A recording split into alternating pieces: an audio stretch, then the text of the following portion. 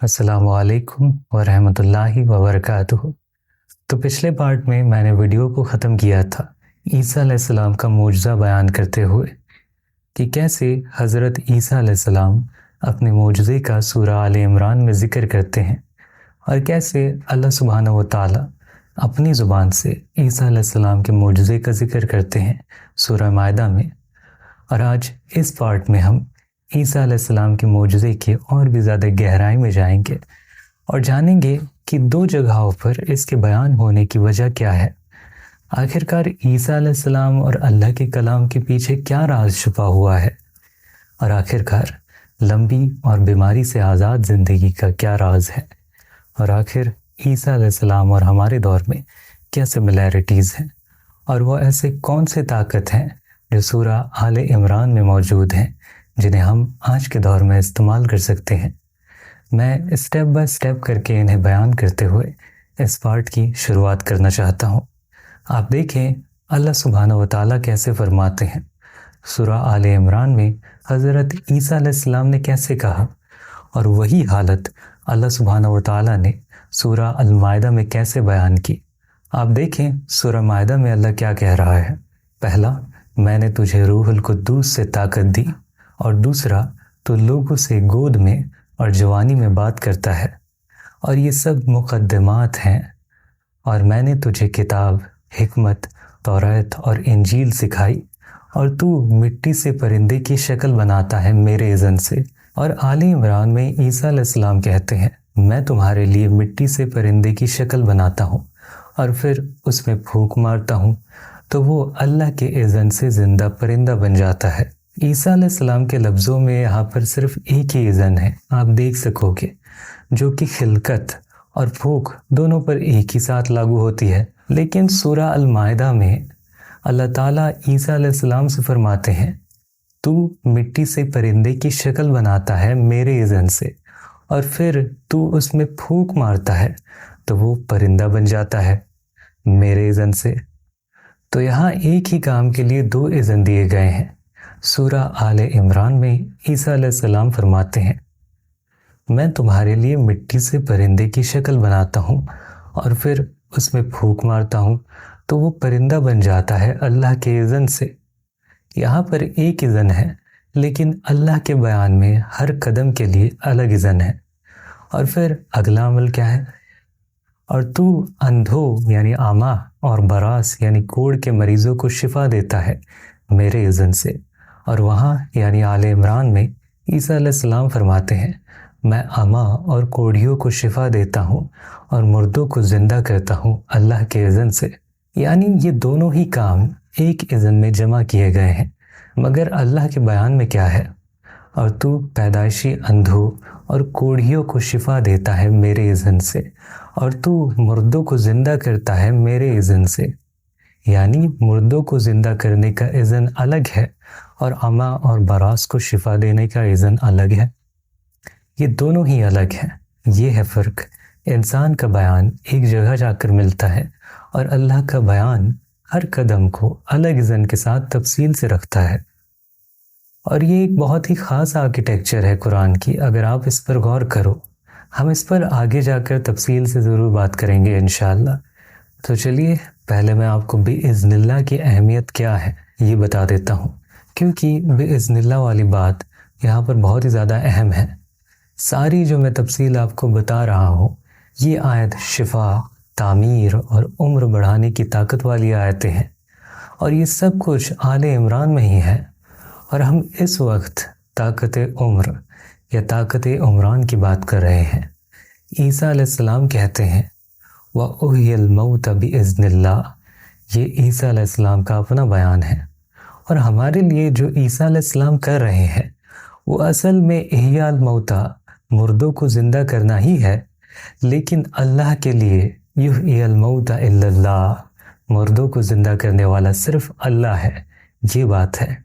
ईसा अलैहिस्सलाम असल में एक काम कर रहे हैं जिसको अल्लाह इखराजुल मौता कहते हैं, मुर्दों को निकालना कहते हैं। आप देखो सूरह अल माइदा में अल्लाह फरमाते हैं, व इज तुखरिजुल मौत बिइज़्नी। यहाँ अल्लाह ने तुह ही जिंदा करना नहीं कहा, बल्कि तुखरिज یعنی نکالنا کہا ہے، یعنی عیسیٰ علیہ السلام صرف ان کو واپس دنیا میں لا سکتے تھے اور ان کو ہی دنیا میں لا رہے تھے جو پہلے سے موجود تھے اور مر چکے تھے۔ بات یہ ہے کہ ہمارے لیے اور عیسیٰ علیہ السلام کے لیے یہ عمل زندہ کرنا ہی لگتا ہے، لیکن اللہ کا بیان زیادہ حقیقت کے قریب ہے۔ یہ اصل میں اختصار سے ان کو برزخ سے دنیا میں نکالنا ہے، نہ کہ اصلی زندگی دینا، کیونکہ اگر عیسیٰ علیہ السلام واقعی محیی زندہ کرنے والے ہوتے جیسے اللہ ہے تو وہ ان لوگوں کو بھی لا سکتے تھے جو ابھی پیدا بھی نہیں ہوئے تھے، جیسے اللہ فرماتا ہے کنات امواتن فاحیاکم، تم پہلے مرے ہوئے تھے یا لا موجود تھے تو اللہ نے تمہیں پیدا کیا۔ اور اسی لیے اللہ کا لفظ تخرج بہت ہی پریسائز ہے، اور یہ بالکل اس طرح ہے جیسے کسی کو ایک کمرے سے دوسرے کمرے میں لے جانا۔ وہ زندہ کرنا نہیں ہے، صرف نکالنا ہے۔ اور یہاں سے آپ دیکھ سکتے ہو کہ انسان کا بیان چاہے جتنا ہی اونچا کیوں نہ لگے، اللہ کا بیان زیادہ صحیح، زیادہ گہرا اور زیادہ حقیقت کو پورا اظہار کرتا ہے۔ اور ہمارے سورہ آل عمران کی پوری مسٹری کو جاننے کے لیے ہمیں یہ ساری چیزیں ڈیٹیل میں جاننی کافی زیادہ ضروری ہیں۔ تو ہم آگے بڑھتے ہیں۔ عیسیٰ علیہ السلام نے کہا وَأُبْرِئُ الْأَكْمَحَ وَأَبْرَصَ وَأُحْيِي الْمَوْتَ بِإِذْنِ اللَّهِ۔ اور اثر السعد میں انسان کے لیے موقع ہے کہ اکمہ اور ابراس کو شفا مل سکے اور انسان کی عمر بڑھ سکے اور اس کا وقت دوبارہ اسے مل سکے جو اس سے چھوٹ چکا ہے۔ اور اب سوال یہ پیدا ہوتا ہے کہ اکمہ اور ابراس کا اصل فرق کیا ہے اور کیوں شفا کی صرف یہ دو مثالیں ہی دی گئی ہیں؟ روایتی تفصیل یہ کہتی ہے کہ اکمہ مطلب جنم سے اندھا، اور ابراس کا مطلب ہے جس کو جلد کی بیماری ہو یعنی کوڑ ہو۔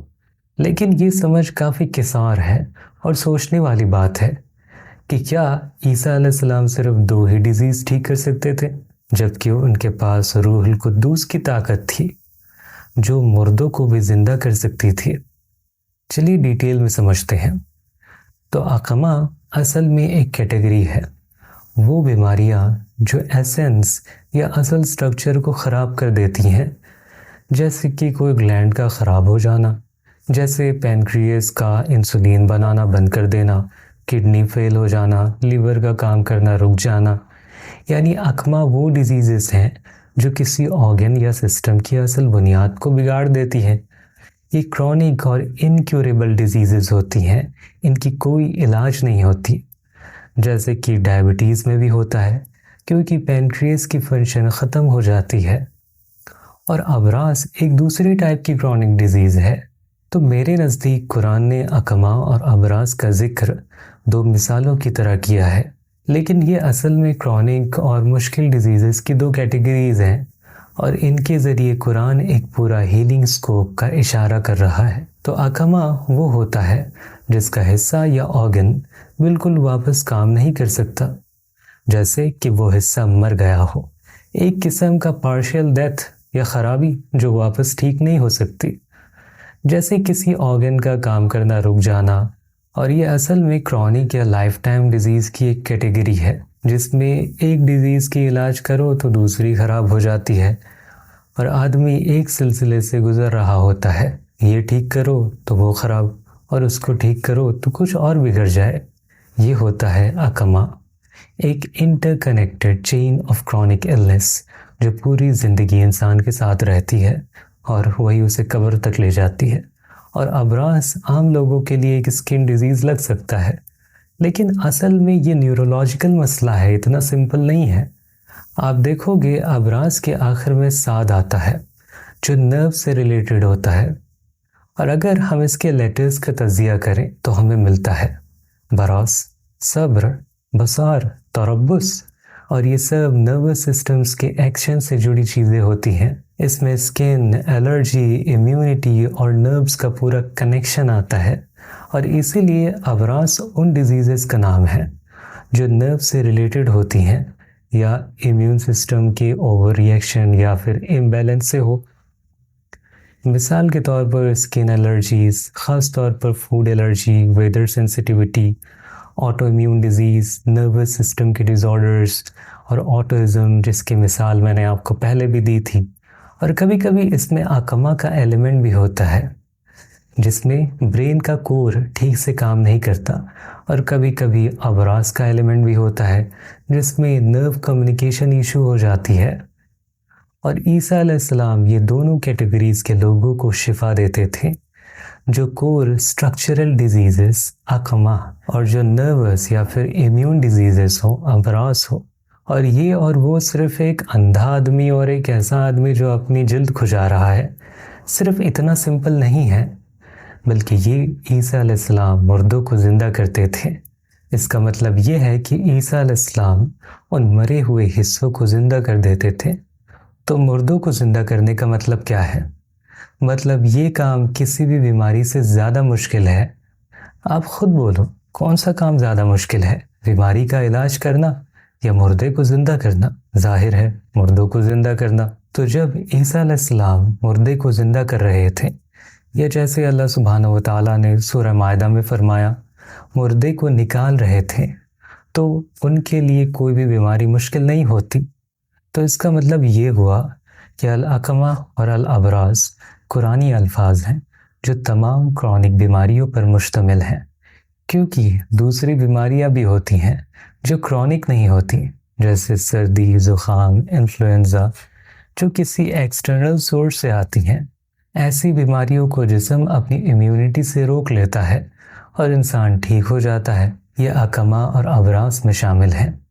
جو بیماریاں جسم کے اندر کی بنیادی فنکشن سے آتی ہیں، جیسے کہ کوئی گودا گلینڈ جو ہارمون بنانا بند کر دے، یا ایسے ہارمون بنا دے جو جسم میں ہر وقت ٹینشن پیدا کرے، جس سے آدمی ہمیشہ سٹریس میں رہے، یا دماغ خود مسئلے میں ہو، یا نروس سسٹم کا مسئلہ ہو جائے۔ یہ دو باریک اندرونی بیماریاں ہوتی ہیں جن کو اللہ نے سورہ آل عمران میں الاکما اور الابراز کہا ہے۔ ان آیتوں کی تفصیلی فہم ہمیں یہ سکھاتی ہے کہ بِإِذْنِ اللہ ہی اصل طاقت ہے ہر قدم پر، ہر شفا پر اور ہر احیاء پر، اخراج پر۔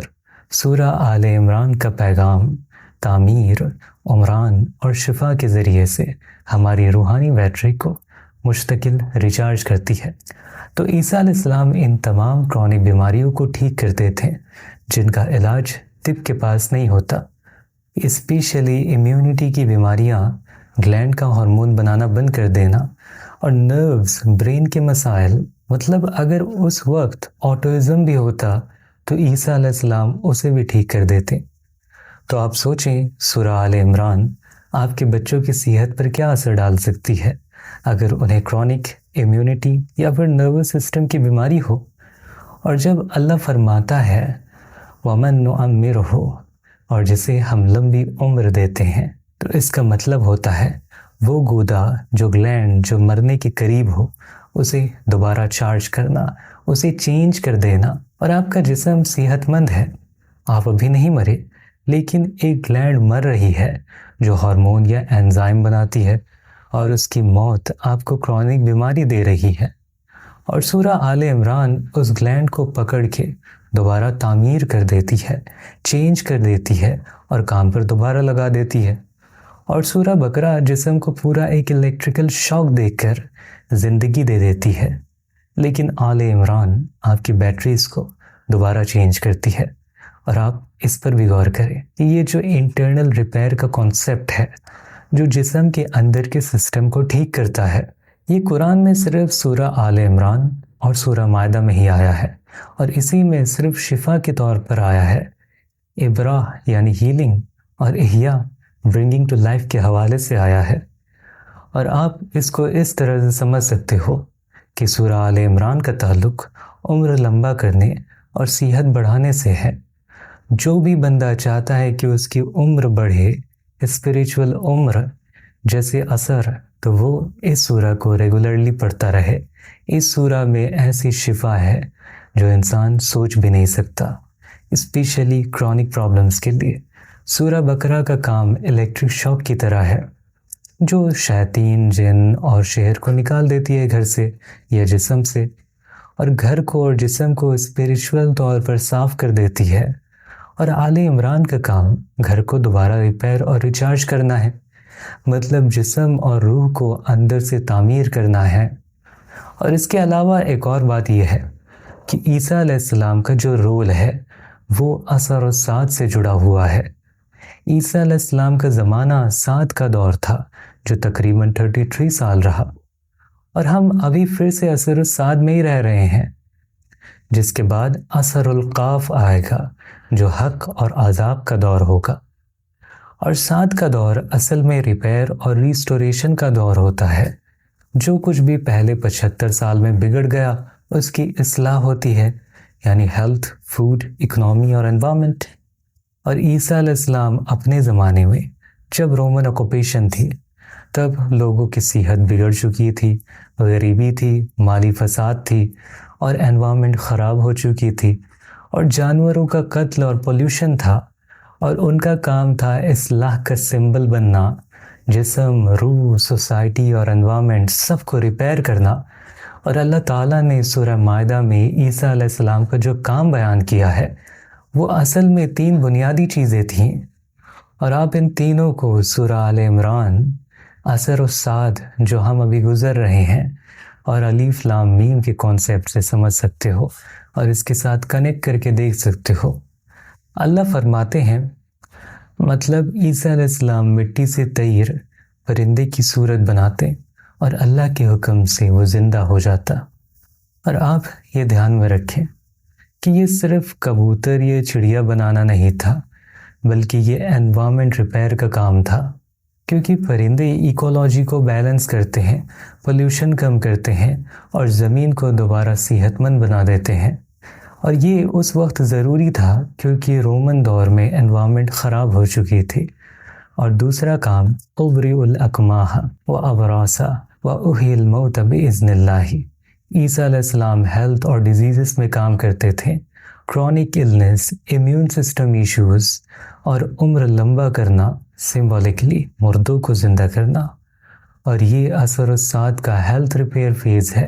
اور تیسرا کام وَأُنَبِّئُكُم بِمَا تَقُولُونَ وَمَا تَدَخِّرُونَ فِي بُيُوتِكُم، یعنی اکنامک اور لائف سٹائل گائیڈنس، لوگوں کو بتانا کہ وہ کیا کھاتے ہیں اور کیا اسٹور کرتے ہیں تاکہ غذا، مال اور ریسورسز کا بہترین مینجمنٹ ہو سکے۔ یہ اکنامک اور لیولیہوڈ ریفارم کا سمبل ہے۔ اور سورہ آل عمران ان تینوں کام کو ایک ساتھ دیتی ہے، ایک ساتھ بیان کرتی ہے۔ اور انوائرمنٹ ریپیئر، طیر یا پرندوں کا creation, health and life extension, لمبی زندگی، ہیلنگ اور ریوائیونگ، اکنامک یا لیولیہوڈ ریفارم، فوڈ اور اسٹوریج گائیڈنس۔ اور آپ اس امپورٹنٹ بات پر بھی غور کریں کہ اگر شہد کی مکھیاں غائب ہو جائیں، اور کیا مکھی پرندوں میں شامل ہیں یا جانوروں میں شامل ہیں؟ بے شک پرندوں میں، کیونکہ وہ اپنے پروں سے اڑتی ہیں۔ تو شہد کی مکھیاں پرندوں کی قسم سے ہیں، اور جو چیٹیاں ہیں وہ جانوروں کی قسم میں آتی ہیں۔ تو اب سوچو، اگر شہد کی مکھیاں غائب ہو جائیں تو درختوں، جنگلات اور پودوں کا کیا ہوگا؟ ماحول کا نظام بگڑ جائے گا۔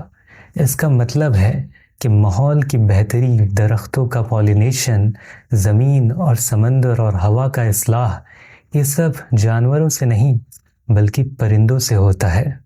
اور حضرت عیسیٰ علیہ السلام کبھی صرف کبوتر یا چھوٹی پرندے نہیں بناتے تھے، وہ اللہ کے حکم سے ہر قسم کے پرندے بناتے تھے، شہد کی مکھی تک کو بھی وہ بناتے تھے، چھوٹی پرندے، باز اور تمام پرندے تک۔ تو اب سوال یہ ہے کہ کیوں پرندوں پر اتنا زیادہ زور دیا گیا ہے؟ کیونکہ پرندے ماحول کی بربادی کو دوبارہ ٹھیک کر سکتے ہیں، زمین کو دوبارہ آباد کرتے ہیں، اور انوائرمنٹ کو بہتر بنا دیتے ہیں۔ جیسے سورہ الروم میں آتا ہے، زمین اور سمندر میں فساد پھیل گئی ہے، اور اس وقت کے لیے یہ رومن والوں کی وجہ سے ہوا تھا، اور آج یوروپ اور امریکہ اور ان کی وجہ سے ہیلتھ اور بہت سارے ایشوز ہو رہے ہیں، اور انہوں نے زمین اور سمندر کو، دونوں کو ہی بگاڑ دیا ہے۔ اور جب عیسیٰ علیہ السلام کا زمانہ آئے گا تو وہ اس کو ٹھیک کریں گے پرندوں کے ذریعے سے، ماحول کا اصلاح کر کے، اور یہ ان کا پہلا کام ہوگا۔ قرآن کے لفظوں میں، میں مٹی سے پرندے کی شکل بناتا ہوں اور اس میں پھونک مارتا ہوں تو وہ اللہ کے حکم سے زندہ پرندہ بن جاتا ہے۔ تو پہلا کام ماحول کا اور کلائمیٹ کا اصلاح مختلف قسم کے پرندوں کے ذریعے، اور دوسرا کام اندھوں اور کوڑ والوں کو شفا دینا اور مردوں کو زندہ کرنا، جس سے لوگوں کی عمر لمبی ہو جائے گی، یعنی شفا اور صحت، عمر کا اضافہ ہوگا۔ اور یہ سورہ آل عمران سے بھی جڑا ہوا ہے، کیونکہ حضرت عیسیٰ علیہ السلام آل عمران کا جواہر ہیں۔ تو جو بھی شخص سورہ آل عمران پڑھتا ہے اور اس پر عمل کرتا ہے، اسے ان 3 چیزوں میں سے حصہ ملتا ہے جو اللہ نے عیسیٰ علیہ السلام کو دیا تھا: ماحول کا اصلاح پرندوں کے ذریعے، اور اندھوں اور کوڑ والوں کو شفا۔ اور یہ اصل میں اللہ تعالیٰ کی طرف سے ایک بشارت ہے کہ کوئی بیماری چاہے کتنی بھی مشکل کیوں نہ ہو، اس کا شفا ضرور ہوتا ہے، اتنا کہ مردہ بھی دوبارہ زندہ ہو سکتا ہے۔ اور تیسرا کام جو عیسیٰ علیہ السلام کریں گے اور جو بہت ہی زیادہ اہم ہے، یعنی وہ لوگوں کو صحیح غذا، صحیح جڑی بوٹیاں اور وہ کھانے کا علم دیں گے جو صحت، شفا اور علاج کا ذریعہ ہیں۔ یہ سب سے بڑا اور سب سے پہلا علم ہوگا خوراک، غذا اور تداوی بالغذا، یعنی علاج غذا کے ذریعے سے۔ حضرت عیسیٰ علیہ السلام صرف بیماری دور کر کے نہیں چھوڑیں گے ہمیں، بلکہ یہ بھی بتائیں گے کہ صحت برقرار رکھنے کے لیے آگے کیا کرنا چاہیے۔ اور پھر وہ فرمائیں گے، اور جو تم اپنے گھروں میں ذخیرہ کرتے ہو، میں تمہیں اس کی بھی خبر دے دیتا ہوں۔ اور ان کا علم بھی، یعنی آرتھک، اکنامک اور مالی صلاحیت کا علم بھی دینا۔ اور اس وقت کا دور ہوگا آرتھک فساد کا، مہنگائی، انفلیشن کا، کرنسی کے گرنے کا، اور سونا، گولڈ کا بازار سے غائب ہو جانے کا۔ اور حضرت عیسیٰ علیہ السلام لوگوں کو سمجھاتے ہیں کہ اپنے گھروں میں کیا چیز ذخیرہ کرنا ہے، سٹور کرنا ہے، جیسے کہ راشن، سونا یا کوئی اور ضروری مال۔ اور وہ لوگوں کو آنے والے 2 سال کا فورکاسٹ دیتے ہیں کہ کس سال کون سی چیز کم ہو جائے گی، تاکہ لوگ اس چیز کو پہلے سے ہی گھر میں رکھ لیں، اور 2 سال بعد کوئی اور چیز کم ہوگی تو اس وقت اس کا ذخیرہ کر لیں۔ یہ اصل میں اکنامی کا علم ہوگا، مہنگائی کا مقالبہ، ذخیرے کا انتظام اور آرتھک فساد سے بچاؤ۔ تو عیسیٰ علیہ السلام صرف طب یعنی میڈیسن میں نہیں، بلکہ اکنامی، انفلیشن کنٹرول اور انوائرمنٹ کی اصلاح میں بھی اہم کردار نبھائیں گے۔ تو عیسیٰ علیہ السلام اصل میں عمران ہیں، زمین کو دوبارہ زندہ کرنے والے، آباد کرنے والے، اور اس کے فساد کے بعد اس کا نظام ٹھیک کرنے والے، Jawahar Imran, construction and prosperity کا مرکز۔ اور اسی لیے قرآن میں ان کا ذکر مریم کے بعد پھر زکریا اور یحییٰ علیہ السلام کے ساتھ آتا ہے۔ تو چلیے اب میں آپ کو ایک اور قسم کی معلومات بتا دیتا ہوں جو بہت ہی خوبصورت معلومات ہیں، جو مجھے پتہ ہے کہ کچھ لوگوں کو بہت ہی زیادہ پسند آئے گی، خاص طور پر گھر کی خواتینوں کو۔ یہ کافی دلکش معلومات ہے۔ سورہ آل عمران کے جواہر میں سے آپ جانتے ہو کہ اگر کوئی گھرانہ ہو جو غریب ہو اور وہاں پر آدمی بہت ہی کم ہو، آدمی کم کمانے والا ہو یا لگ بھگ بالکل ہی بے کمائی ہو، اور اس کی بیوی کام نہ کرتی ہو، اور اس کا ایک بیٹا ہو جس کا نام ہو عمران۔ یہ عام بات ہے کہ ایسا ہو سکتا ہے، غریب سے غریب گھرانہ بھی ہو سکتا ہے جس کے بیٹے کا نام عمران ہو۔ کیا آپ سوچ سکتے ہو کہ ایسے گھر میں بنا امید کے اللہ ان کے لیے گھر کا تعمیر، عمارت کا بندوبست اور راشن وغیرہ پورا کر دے، صرف اس وجہ سے کہ گھر میں آواز بار بار گونجتی رہتی ہے، یا عمران یا عمران یا عمران، جیسے کہ وہ عمران تعمیر کو بلا رہے ہوں۔ سمجھیے اگر کوئی گھرانہ غریب ہو، کمائی نہ ہو، اور ان کے لیے زندگی کا گزارنا بہت ہی زیادہ مشکل ہو، تو ان کے لیے زندگی کا سامان، گھر کا تعمیر اللہ ایسے طریقے سے کر دے گا جہاں سے انہیں خیال بھی نہ ہو۔ اللہ سبب بنا دے گا، اور وہ سمجھ بھی نہیں پائیں گے کہ یہ سب کچھ کیوں ہو رہا ہے میرے ساتھ اور کیسے ہو رہا ہے۔ اور اسی لیے وہ کوئی بھی عورت جو غریب سے غریب ہو، اس کا گھر غریب سے غریب ہو، تو اسے چاہیے کہ اپنے گھر میں اپنے بیٹے کا نام عمران دے۔ تو امید کرتا ہوں کہ اس پارٹ کی انفارمیشن آپ کو پسند آئی ہوگی اور اس سے آپ کو فائدہ ہوا ہوگا، اور اگر آپ کو فائدہ ہوا ہے تو دوسروں کے ساتھ شیئر کر کے انہیں بھی فائدہ پہنچائیں۔ اور اگر آپ میرے کام کو سپورٹ کرنا چاہتے ہیں تو اس QR سے آپ مجھے سپورٹ کر سکتے ہو۔ تو ملتے ہیں اپنی اگلے ویڈیو میں، تب تک کے لیے اپنا اور اپنوں کا خیال رکھیے گا۔